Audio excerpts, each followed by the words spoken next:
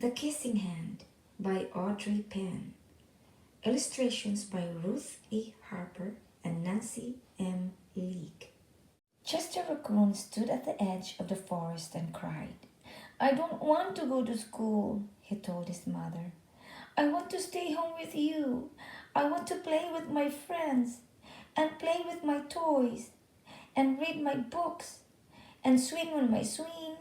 Please, may I stay home with you?" Mrs. Raccoon took Chester by the hand and nuzzled him on the ear. "Sometimes we all have to do things we don't want to do," he told him gently, "even if this seems strange and scary at first. But you will love school once you start.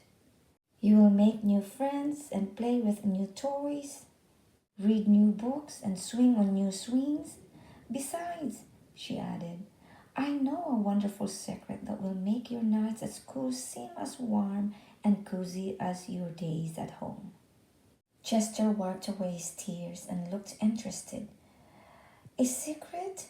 What kind of secret?" "A very old secret," said Mrs. Raccoon. "I learned it from my mother, and she learned it from hers. It's called the Kissing Hand." "The Kissing Hand?" asked Chester. "What's that?" "I'll show you." Mrs. Raccoon took Chester's left hand and spread open his tiny fingers into a fan. Leaning forward, she kissed Chester right in the middle of his palm. Chester felt his mother's kiss rush from his hand, up his arm and into his heart.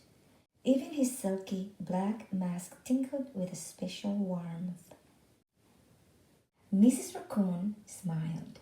"Now," she told Chester, "whenever you feel lonely and need a little loving from home, just press your hand to your cheek and think, 'Mommy loves you. Mommy loves you.' And that very kiss will jump to your face and fill you with toasty, warm thoughts." She took Chester's hand and carefully wrapped his fingers around the kiss. "Now, do be careful not to lose it," she teased him. "But don't worry, when you open your hands and wash your food, I promise the kiss will stick." Chester loved his kissing hand. Now he knew his mother's love would go with him wherever he went, even to school. That night, Chester stood in front of his school and looked thoughtful. Suddenly, he turned to his mother and grinned. "Give me your hand," he told her. Chester took his mother's hand in his own and unfolded her large, familiar fingers into a fan. Next, he leaned forward and kissed the center of her hand. "Now you have a kissing hand too," he told her.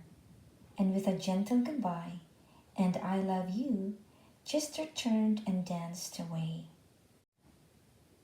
Mrs. Raccoon watched Chester scamper across a tree limb and enter school.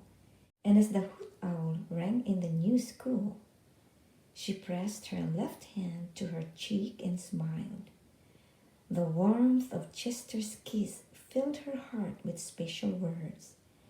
"Chester loves you," it sang. "Chester loves you." The Kissing Hand. I love you. The end.